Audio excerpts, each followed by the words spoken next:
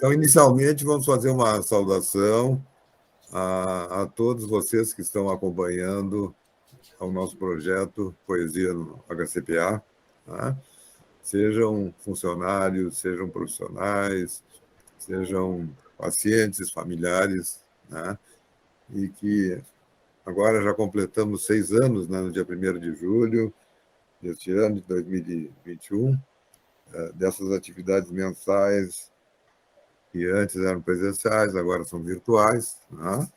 E que só tem nos enriquecido e permitido, talvez até uma maior abrangência, né, de interlocutores. Bom, então, para dizer a vocês que hoje a nossa convidada é Lília Souza, que é uma escritora que está em Curitiba, no Paraná, tá?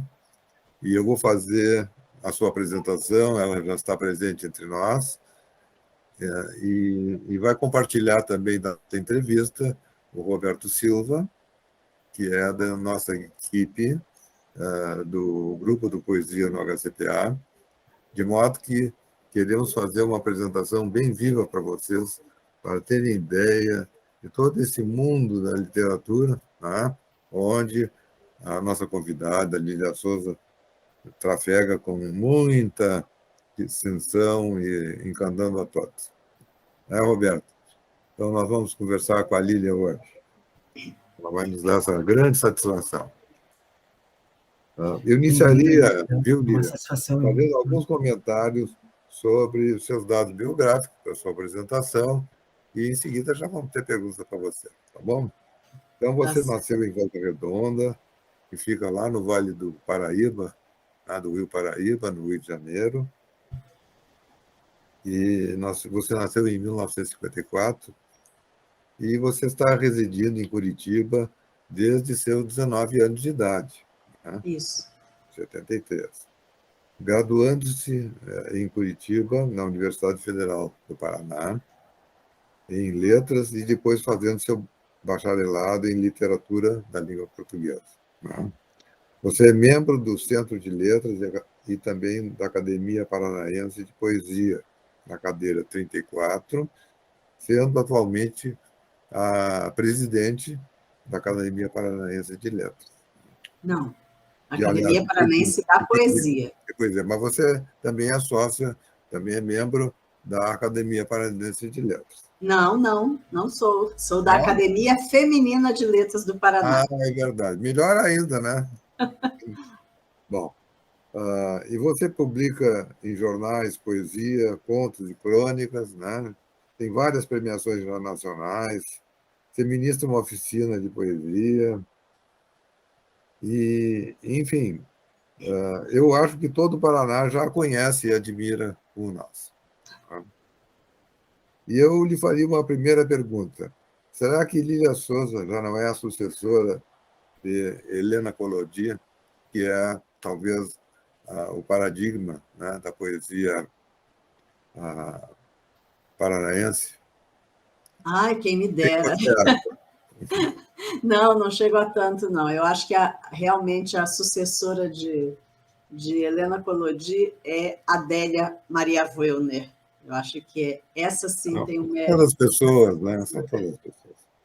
E, antes de mais nada, meu olá a todos, o meu carinho aos que fazem parte desse projeto e aos que assistem. Meu carinho a todos. Uma pergunta, Lília. Você publica seus livros, que nós vamos em seguida fazer uma menção, né, que são vários, com a editora Sarau de Letras de Mossoró, no Rio Grande do Norte. Isso, e recentemente você fez uma apresentação a um programa lá, de lá, né? Então, eu lhe pergunto, como é que é essa sua ligação lá com o Rio Grande do Norte? Você morou lá? Como é que foi? Pois é, nós moramos lá por 10 anos, do início de 1984 ao final de 1993. Nós moramos em Natal, conhecemos muitas pessoas, temos grandes amigos e esses amigos continuam se multiplicando. e por meio de uma das pessoas que nós conhecemos na empresa, depois viemos a desenvolver uma grande amizade, que é um amigo muito querido, um amigo irmão, que é o Cláudio Arcanjo, que trabalhou conosco na empresa, e ele ainda está lá, nós nos aposentamos, ele continua trabalhando, mas por meio dele, que é assim um agregador está sempre difundindo a cultura e difundindo o nome de escritores e promovendo o encontro de alguma forma. Por meio dele, eu conheci muitos outros escritores, principalmente no Rio Grande do Norte, não só lá, mas principalmente. E um outro canal também, que é a UBT, União Brasileira de Trovadores, da qual também eu faço parte, que é a nível brasileiro e que promove encontros de trovadores em várias cidades. E também eu participei de alguns no Rio Grande do Norte, e ali eu conheci outras pessoas mais, também em encontros aqui em Curitiba, e isso foi se difundindo. Mas no caso de Mossoró e do Rio Grande do Norte, esse principal veio que veio por meio do amigo Cláudio Arcanjo, e hoje eu faço parte da Confraria Literária Café e Poesia, que tem, digamos, sede, não que tenha uma sede, é algo bem informal, mas que tem um grupo muito grande de pessoas ligadas à literatura, principalmente, à poesia, né? O Café e Poesia, a poesia é o carro-chefe, junto com o café, né? E a gente tem uma amizade e isso nos alimenta na nossa própria produção também. Isso, que maravilha. Isso é muito importante que você está dizendo, que é essa interação entre os autores e o autor para a sua obra, né? Isso Sim. realmente emula muito, né? Essa participação com outras pessoas com interesse e também com o leitor, né? Sim. Uma coisa que me chamou a atenção também é justamente também a sua participação com a União Brasileira de Trovadores, Sim. que eu até, a seu convite, eu já participei uma vez, né? Aí online com seus amigos do Paraná. E também para dizer como é que nós nos conhecemos, né? Porque nós dois somos acadêmicos da Sul-Brasileira de Letras, né? Que é com sede em Pelotas, né?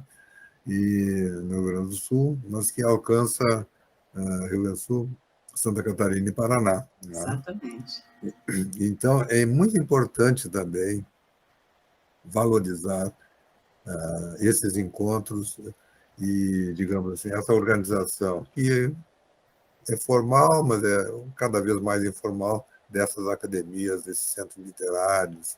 Então, pessoal, não abram mão de pertencer a esses grupos, porque aí surgem oficinas, encontros, e tudo isso emula para que a gente não só desenvolva a própria obra e a sua veia artística, digamos assim, né? Mas também alcance os demais, né? Então, é tão importante a gente pensar no outro, né? Sim, isso tem promovido uma integração muito grande, muito boa, a gente faz amigos e difunde a cultura, de alguma forma a gente está difundindo mais, tendo maior alcance realmente, isso é muito importante.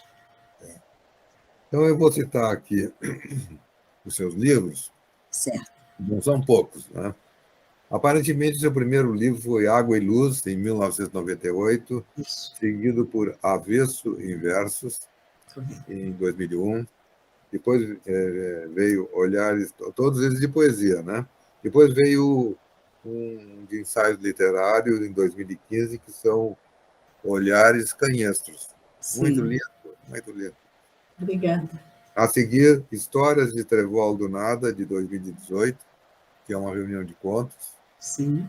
Alguns que você publicou também já na imprensa, né? Onde você participa também intensamente. Sim. Você também escreve crônicas nos meios de divulgação do Paraná, principalmente, né? E Em que Mossoró também. em Passará também. Ai, que bom! A última crônica que eu recebi sua, que foi sobre os sapatinhos de cristal, eu achei fantástico, né? Em que você, por uma passagem numa vitrine, lembrou, né, aquelas histórias, aquelas fábulas da infância, se transportou àquela situação, depois voltou à realidade, né? Foi, umas Cinderelas avessas. Só uma poeta capaz de fazer isso. Depois vem o livro, que é o Chá das Cinco, que está aqui do meu lado, que eu vou me referir mais tarde. Certo. E outra coisa, e esse foi feito em Mossoró. Então, Sim, vejam assim, a qualidade gráfica é fantástica, né? É uma com detalhe da diagramação. Olha, eu fiquei encantado com essa atividade do Cláudio Arcanjo, né? Parabéns ao Cláudio, se ele vier nos ouvir. Bom, depois, também no mesmo ano, 11 poemas, que você traduziu para o espanhol, 11 poemas, né? isso, tradução E de ainda, Alencar, Pérez Alencar, e Alfredo ainda Pérez as Alencar. trilhas sazonais e versos litúrgicos com você escreveu a quatro mãos com o Giuseppe Caunedo, Caunedo, né? Que é isso, outro lá de autor, Paranapaí. que é um livro de poemas, né? Sim. Bom, ah, e aí, nos conte um pouquinho como é que você chegou, afinal, como é que você chegou na literatura, que ainda não nos contou. Bom, primeiro eu fui alfabetizada em casa. Antes de entrar na escola, eu fui alfabetizada pela minha mãe.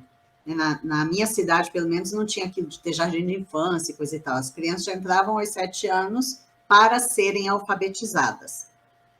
Isso Só lá que em Volta Redonda. em Lá Volta Redonda, exatamente.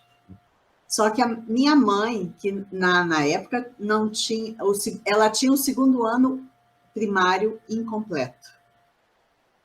Sempre teve uma letra linda. A minha mãe me alfabetizou, ela me ensinou a ler e a escrever. Ela pegava na minha mão, e eu tenho uma lembrança muito carinhosa disso. E então, quando eu entrei na escola, eu já sabia ler. E para mim, aprender a ler foi como abrir a porta de um mundo maravilhoso. Foi um encantamento imenso para mim. Eu queria ler tudo que me aparecesse pela frente, desde placa de loja, jornal, livro, o que aparecesse. E em casa eu tive um incentivo para a leitura. Meu pai tinha uma pequena estante. Minha família é muito simples, mas meu pai tinha uma pequena estante num quarto e ali tinham vários livros e aquilo me chamava atenção, né? Me enchia os olhos ver aqueles livros e eu era louca para ler. E às vezes eu pedia a ele para comprar livro para mim e ele comprava e então eu tive esse incentivo dentro de casa. A minha, a minha primeira professora na escola, do primeiro ano, era, desculpe, ela era uma boa contadora de histórias. Ela nos contava as histórias infantis em sala de aula de uma maneira encantadora, né? Aquilo me chamava muito a atenção. Eu ainda lembro dela contando, por exemplo, a Branca de Neve. Era um encantamento para a turma. Na terceira série, eu tive uma professora que hoje eu digo foi a mestra. Quisera eu que muitos professores tivessem aquele idealismo e aquela forma de ensinar e de abrir os horizontes para os alunos. Não só ela era uma professora... Que ótimo, o telefone está tocando na hora errada. Não só ela era uma excelente professora no sentido de ensinar, como também ela tinha uma percepção dos alunos e era capaz de enxergar o que poderia haver de potencialidade nesses alunos. Então, ela estava sempre, e tentar desenvolver, ela estava sempre promovendo atividades várias que nos fizessem declamar, participar de jograis, de teatrinho, de uma quantidade imensa de coisas. Mas houve algo muito especial que ela fez. Ela fez um clube de leitura Machado de Assis, eu ainda lembro. Eu tinha 9 anos. Ela fundou como se fosse uma biblioteca dentro de sala, com uma coisa formal. Nós fomos de uniforme de gala, que naquela época nós tínhamos uniforme de gala, foi feito aquilo com ata, foi a minha primeira ata na vida. É bem verdade que ela redigiu e eu passei a limpo, mas eu fui colocada como a secretária. Então, ela conseguiu uma estante que ela colocou dentro de sala de aula, conseguiu livros doados por pais de alunos, por outras pessoas, livros dela. Ela encheu aquela estante com livros e ela promovia em alguns dias da semana, ela passava as lições de casa, que naquela época era tudo passado no quadro, a gente copiava, né? Ela fazia aquilo antes, para quem terminasse de copiar, já podia pegar o livro no estante, e o restante da aula eram os alunos lendo. Foi quando eu li o meu primeiro romance. Eu li A Ilha do Tesouro e me encantei. Então, ali... Eu li também esse livro. Pois é, foi o primeiro romance que eu li. E me encantei e li outros livros, né? Nem lembro quais eram os outros, mas esse é o que está aqui gravado, foi o primeiro que eu peguei. E eu amava aqueles momentos de poder pegar o livro e sentar para ler. Né? E hoje, eu lembrando, era aquela sala inteira com a criançada ali debruçada naquele silêncio de encantamento com o que estava lendo. Né? Isso aí eu acho que foi um marco. Bom, eu acho que você disse coisas muito importantes. Ou seja, é a presença da família, quer dizer, você no seio da sua família, já em contato, sendo despertada, estimulada para a leitura, para a escrita, né? A presença do livro a seu alcance, né? Em casa, depois já na escola, o estímulo dos professores, né? Eu me recordo, Lilian, que a minha primeira escola, onde eu entrei, o pré-primário, eu praticamente fiz toda a minha educação, desde a escola, primeira escola, até a universidade, em escolas públicas. Né? Sim. E eu estou formado em medicina agora há mais de 50 anos. Né? Então, isso, na época, foi um marco muito importante para a minha educação, pela abertura que isso proporcionou. Né? E essa escola, que era o Instituto Educacional Assis Brasil, lá em Pelotas, né? Digamos assim, era uma escola modelo que as outras escolas deviam copiar na região. Então, essa escola tinha biblioteca, tinha gabinete dentário, tinha orfeão, tinha auditório, tinha local para ginástica e jogos ao ar livre e coberto também. Então, veja que isso aí faz uma diferença muito grande para a criança. Certamente. Essa exposição. Possibilitar uma educação mais integral, né? Pois é. Uma coisa que você cita aqui em um dos seus livros é a sua lembrança de Cecília Meirelles, né? Trazendo, então, agora uma autora, uma poeta, que eu quero lhe perguntar, parece que foi, digamos, um marco importante na sua leitura. Né? Então, a Cecília, né, que nasceu no Rio de Janeiro entre 1901 e 1964, certamente é uma das nossas principais poetas que ficaram na história da nossa literatura e que até hoje trazem uma influência muito forte. Né? E, aliás, você lembrou bem, numa entrevista que deu à TV de Mossoró agora em abril desse ano, que ela nasceu dia 7 de novembro e faleceu no dia 9 de novembro. Então, você depois, agora, recentemente, ainda fez uma homenagem a ela, lembrando o seu verso. Dormirei para avistar-te, correndo a vida de pedra, como a água que vem da mata clara e certa. Então, vejam esse influxo de palavras certeiras, certa, né? Certeiras e ao mesmo tempo que fluem e que passam pelos nossos olhos e vêm ao coração, né? Eu acho que, Lília, você tem muito disso. Quer descontar um pouquinho? A leitura de Cecília Meirelles, não só sempre me encantou de uma maneira muito forte, muito intensa, né? De todos os poetas, eu sou apaixonada por poesia e são muitos poetas que me encantam, mas a poesia de Cecília tem um encantamento muito intenso, muito profundo em mim, me toca fundo, e ela tem essa delicadeza e essa fluidez, e ela alcança imagens poéticas tão belas, tão coisas que às vezes parecem tão etéreas, e, e que isso está muito em harmonia com o jeito dela de ser.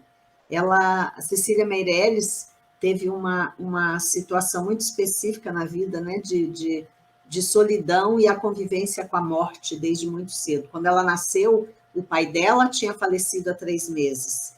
Os irmãos, 3 irmãos que ela teve, 2 irmãos e uma irmã, que ela teve, todos morreram antes de ela nascer.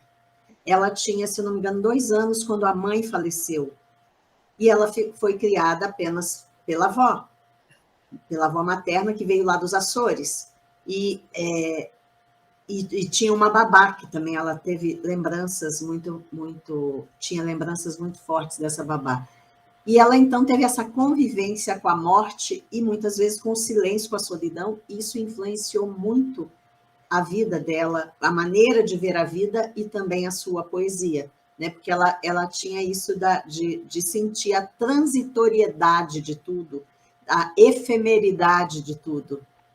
Então, ela coloca muito isso na sua poesia e traz essa coisa fluida, essa coisa inapreensível de tudo, que ela coloca aí nos seus versos com uma linguagem extremamente delicada e conseguindo colocar imagens poéticas, principalmente visuais e aéreas, muito lindas, muito poéticas realmente. E eu me encanto demais com o que ela escreve. E eu estou longe, eu não vou dizer que a influência que ela causou em mim não tem nada a ver com eu ser como Cecília Meirelles. Eu acho que ela é inalcançável, né? Mas certamente essa delicadeza dela me toca para também influenciar no meu trabalho poético. Bom, acho que o trabalho do escritor o identifica, né? Faz o seu Sim. estilo, mas não há dúvida que nós somos influenciados por diversas pessoas, o que só soma, não é? Isso é uma das coisas mais fantásticas que existem. Eu acho que o Roberto podia nos ler agora um poema seu. Opa. Né? O Roberto vai ler Lília Souza. Pode ser, Roberto? Claro, é uma satisfação tê-la aqui conosco, fazendo essa conversa, e realmente conversar com a Lília, para nós também é uma inspiração.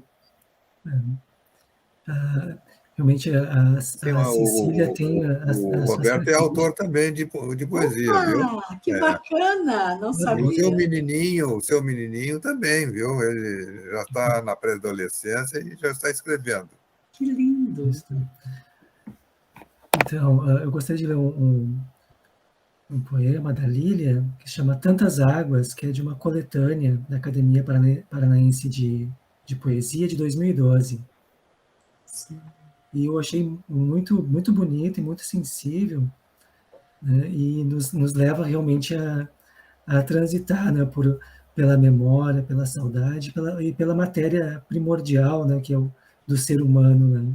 Buscar essa essência humana na poesia. Então, Tantas Águas. Pudesse voltar no tempo, voltava por mesmas águas, até dissolver as mágoas, cravadas nas pedras do leito. Voltava até os confins das águas de outros tempos, banhando primevos leitos de rios dentro de mim. Voltava e matava a saudade, que corre, transborda, se espraia, no leito de muitas águas, do peito, longínqua cidade. Obrigada. Olha, Lília, o Roberto trouxe um poema em que ele fala na pedra. Você descreve, digamos, sobre a questão da alma da pedra, que, aliás, é uma temática central no João Cabral de Melo Neto, né? Você Exatamente. ainda não falou. Grande, grande. E eu vou ler um poema que é bem conhecido do João Cabral, para ver como essa poesia flui entre nós. E eu certamente tenho muita influência dele. Então vejam só, que é o engenheiro. A luz, o sol, o ar livre envolvem o sonho do engenheiro. O engenheiro sonha, hein? Viu? Com O certeza. engenheiro sonha coisas claras, superfícies, tênis, um copo d'água, o lápis, o esquadro, o papel, o desenho, o projeto, o número. O engenheiro pensa o mundo justo, mundo que nenhum véu encobre. Em certas tardes, nós subimos ao edifício, à cidade diária como um jornal que todos liam. Ganhava um pulmão de cimento e vidro. A água, o vento, a claridade, de um lado o rio, no alto as nuvens, situavam na natureza o edifício, crescendo de suas forças simples. Oh, que bonito. E acho que Lília passou por aqui também, porque ela tem essa verve simples e sempre tocante. Que bom. Outra pessoa que ela já falou, e eu quero que ela fale mais, é sobre justamente Helena Collodi, que é uma autora assim luminar da poesia paranaense, né, que é recém-falecida, não faz muitos anos, e que Lília coloca aqui num capítulo do seu livro como introdução. Sim. Então, quis dizer o seguinte: nos longes pesam tormentas, rolam soturnos ribondos. Então, veja essa linguagem assim, também extremamente instigante e, ao mesmo tempo, sempre, não é? Que está aqui no seu poema, quer ver? Meus ais, nos reflexos dos vitrais, esse é de Lília, nas pontes, no cais do porto, nos sinos das catedrais, nas areias do Mar Morto, a tarde dói os meus ais. No dourado dos trigais, nos cantos do amor profundo, no aceno dos coqueirais, nos prantos, todos do mundo, a tarde dói os meus ais. E aí, Lília, como é que você chegou a esse poema, hein? Fabuloso. Nossa, é muito interessante a gente ouvir versos da gente na voz de outro, ter ouvido na voz do Roberto, ter ouvido na sua voz, Rogério. Parece que traz um novo sabor. Uma das coisas que de significado para mim na poesia é justamente isso de estar no mundo. Não só sentir os meus ais, e todos nós temos os nossos, mas também sentir os ais dos outros, os ais do mundo, as dores do mundo, né? E isso eu sinto bater muito forte em mim, né? As coisas que ocorrem com o outro, as coisas que ocorrem no mundo e que são doloridas e que doem em mim. Como eu digo, às vezes a vida dói, o mundo dói. Então, esse poema tem o reflexo disso aí, né? Algo que é muito mais extenso, não simplesmente as minhas dores, mas as minhas dores pelas dores tantas do mundo. Lília, outro autor que você refere bastante é o João Manuel Simões, que eu gostaria depois que você dissesse alguma coisinha, né? Porque isso é importante para o leitor e para aquele que quer ser o autor, né? O jovem autor. independente da idade, né? Eu comecei a escrever poesia, conscientemente, pelo menos, depois dos 55 anos, né? E aí logo publiquei, né? Então, veja assim, ó, o que diz João Manuel Simões, aqui no seu livro. Quem desfere o veloz dardo? Quem me fere tão pungente? Então, vejam esse tom realista que está presente também na obra da Lília Souza, no seu poema Dragão, que eu gosto imensamente, já li inúmeras vezes. Na boca do dragão da noite, os olhos do silêncio me olham e exalam seu cheiro de solidão. Os braços do dragão me apertam e as negras mãos me alisam, enquanto as horas se vão. E aí, Lília, nos explica isso aí. Pois é, eu sou alguém que que sofre de insônia. Vira e mexe, eu tenho insônia. E a insônia tem o lado... ganha, né? E a poesia ganha com isso. Exatamente. Às vezes tem o lado de me levar a produzir alguma coisa, né? De me fazer sentar e escrever, ou de simplesmente estar ali como um dragão realmente que me alisa, que joga seu bafo aqui em mim e fica me incomodando e não me deixa dormir, né? Mas muitas vezes é isso que acontece, eu me levanto e vou escrever, ainda que seja... Mas aí você diz uma coisa importante, quer dizer, não é só o susto, não sei se chega a um horror, mas ao mesmo tempo é um estímulo, né? Sim, exatamente. O fato de alisar significa que está havendo uma presença emuladora, né, nesse desafio. Preste atenção nisso. Acho que isso aí é uma coisa muito importante no que... existe uma autora aqui gaúcha que é muito importante entre nós, que é a Maria Carpe, né? E ela sempre refere essa questão de que devemos ter atenção ao que nos cerca e que no que ela chama de viver poeticamente. O poeta não deve só escrever, ele deve viver poeticamente. Isso significa que ele aceita todas as sensações, todas as suas vivências em que entra em contato, porque isso faz parte da vida. É que nem o tempo, ora a luz e sol, ora a chuva, a tormentas, e daí, né? Isso faz parte da natureza. Está certíssimo, ótima análise. E queria lhe perguntar também sobre...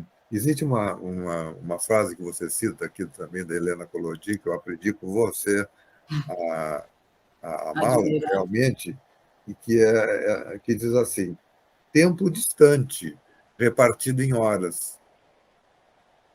Vai fundo, né? Vai fundo. Outra coisa... Essa questão do tempo, inclusive, é muito forte para mim também, que está presente em boa parte da minha produção poética. Chá das 5 fala do tempo, de alguma forma, né? É verdade. Está todo fatiado em horas. E outra coisa que você fala também é na sua inspiração em Drummond, né? Que realmente, assim como Cecília Meirelles, digamos, está... a presença de Drummond na literatura brasileira é marcante, antes e depois dele, né? Também por esses marcos que calam fundo na gente, né? Então, Drummond é uma presença muito forte para mim. Você coloca em um determinado momento esse verso do Drummond que diz: do nascente a ruiva trança orna a serra ajoelhada ante a rubra luz que avança. Esse verso é seu, né? Esse verso é meu. Não é do Drummond. Mas você disse que a inspiração desse verso veio do Drummond. Como é que foi? Olha, Drummond tem uma presença muito marcante, a sua poesia, na minha vida e também na minha poesia. é um autor com quem vira e mexe eu converso, né? Às vezes eu brinco, é um diálogo em que só eu falo, né? Porque eu falo com ele, ele nunca me responde, mas em vários poemas meus eu converso com ele. Inclusive tem um aqui perto, se vocês me permitem, se achar que dá tempo, eu leio. Pois não. Eu usei esse poema ontem, por isso ele está aqui do meu lado. Suposições. Quem sabe, Carlos, dia desses, te encontre sozinho, de braços pensos, numa esquina qualquer. Quem sabe me digas que o mundo já não pesa nos ombros, que pedra já não há, que encontraste a porta e a chave de tudo. Quem sabe, Carlos, venhas apenas para me trancares por dentro, jogares fora a chave e me apagares a luz. Olha só, hein? Olha só. Bom, Roberto, acho que estamos nos aproximando do fim. Não sei se você quer dizer mais alguma coisa. Diga alguma coisa. Eu tenho a parabenizar pela obra, pela toda essa delicadeza e essa espontaneidade com que a Lília tem participado dos nossos encontros, né? Sempre nos presenteando, né? Com a sua presença e com a Lília sua tem poesia. participado já há mais de ano, né? Trazendo a sua poesia em diversas alocuções do Poesia no HCPA. Eu só gostaria de ler mais um poema da Lília, então, que é Silêncios. Teus silêncios de água calaram vozes tranquilas, de tempos, de almas. Teus líquidos versos despertaram silêncios de saudades antigas. Teus versos silentes acordaram os ventos de dóridas cantigas. Muito bonito. Então, vejam assim como é possível, em poucas palavras, dizer muito, né? Então, essa é a Lília Souza, né? E, para finalizar, uma última frase, se me permitem, não sei se Lília quer dizer mais alguma coisa. Quer dizer mais alguma coisa, Lília? Eu quero só reportar algo que você disse que queria que eu falasse. Pois é. O João Manuel Simões é um poeta que mora aqui, ele nasceu em Portugal, mora aqui desde a adolescência, se não me engano, em Curitiba. Ele veio criança para o Brasil.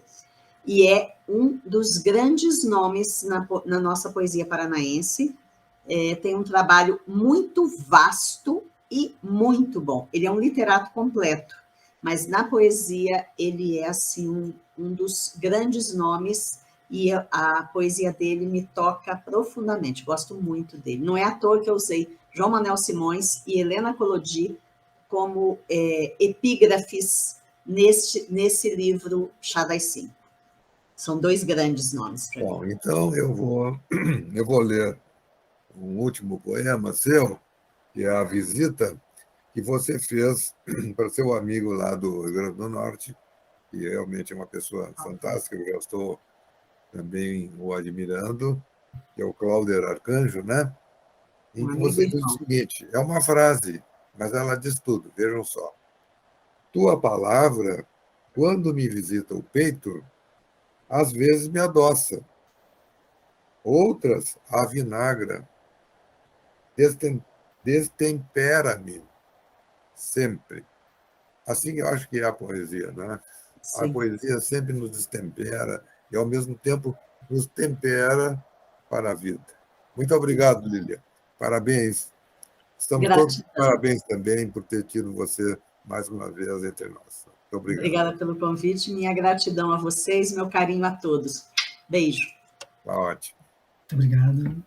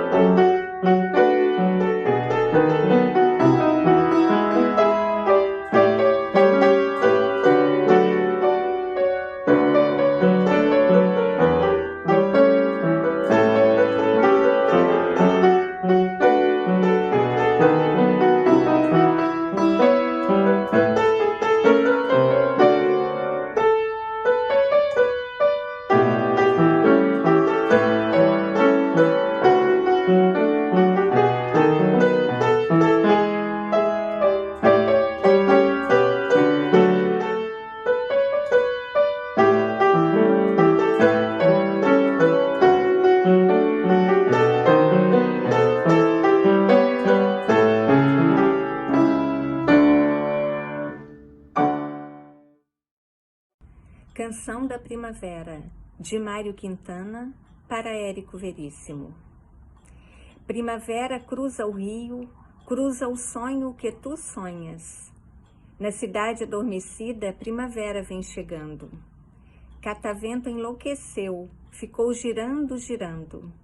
Em torno do catavento, dançamos todos em bando. Dancemos todos, dancemos. Amadas, mortos, amigos, dancemos todos até não mais se saber o motivo, até que as paineiras tenham por sobre os muros florido. A colaboração poética que eu vou fazer é sobre um tema muito comum em poesia, a perda da pessoa amada. No caso, será um soneto do Olavo Bilac, chamado Nel mezzo del cammino, que aborda a perda definitiva, aquela que não tem remédio. Cheguei, chegaste. Vinhas fatigada e triste fatigada eu vinha. Tinhas a alma de sonhos povoada, e alma de sonhos povoada eu tinha. E paramos de súbito na estrada da vida, longos anos presa a minha, a tua mão. A vista deslumbrada tive da luz que teu olhar continha.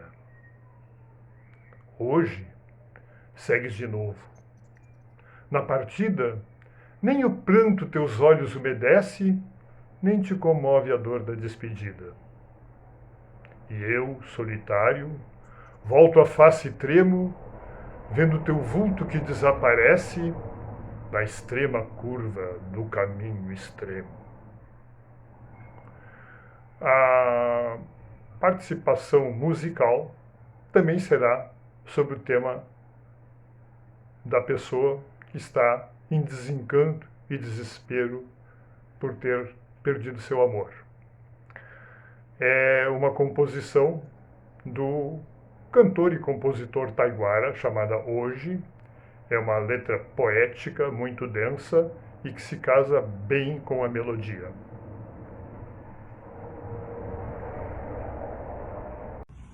Dúvida, de Francisco Bugalho.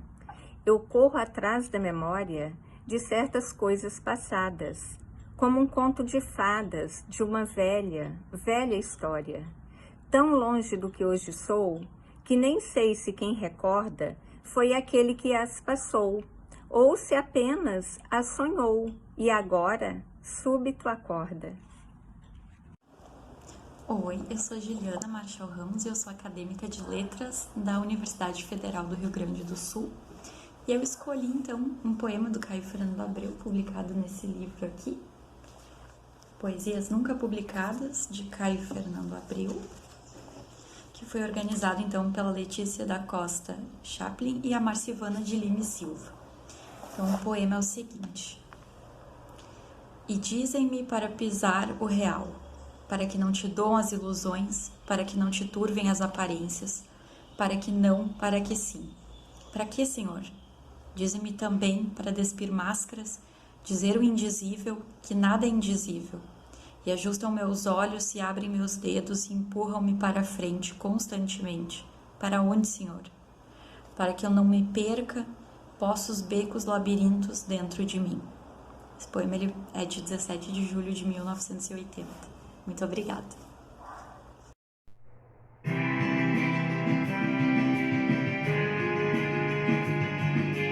Hoje trago em meu corpo as marcas do meu tempo, meu desespero e a vida num momento, a fossa, a fome, a flor, o fim do mundo. Hoje trago no olhar imagens distorcidas, cores, viagens, mãos desconhecidas, trazem a lua, as minhas mãos, mas hoje Minhas mãos enfraquecidas e vazias procuram nuas pela lua, pelas ruas, na solidão das noites frias por você. Hoje, homens sem medo aportam no futuro. Eu tenho medo, acordo e te procuro. Meu quarto escuro e inerte como a morte. Hoje, homens já se esperam da ciência. Eu desespero e abraço a tua ausência, que é o que me resta viva em minha sorte. A sorte, eu não queria juventude assim perdida. Eu não queria andar morrendo pela vida. Eu não queria amar assim como eu te amei. A sorte, eu não queria juventude assim perdida. Eu não queria andar morrendo pela vida. Eu não queria amar assim. Olá, este é o nosso último sarau de 2021. Então gostaríamos muito de agradecer a todos que participaram e colaboraram com o nosso evento de forma virtual, doando um pouco da sua arte, da sua alegria, da sua poesia. Com isso, então, gostaria de ler um poema de Cora Coralina para que iniciemos 2022 de forma com muita esperança, que recriemos a nossa vida, o nosso ano, com bom ânimo e com muita poesia, claro. Não te deixes destruir, ajuntando novas pedras, construindo novos poemas. Recria tua vida sempre, sempre. Remove pedras e planta roseiras e faz doces. Recomeça. Faz de tua vida mesquinha um poema. E viverás no coração dos jovens e na memória das gerações que hão de vir. Esta fonte é para uso de todos os sedentos. Toma a tua parte. Vem a estas páginas e não entraves seu uso aos que têm sede. Muito obrigada, um excelente final e início de ano para todos.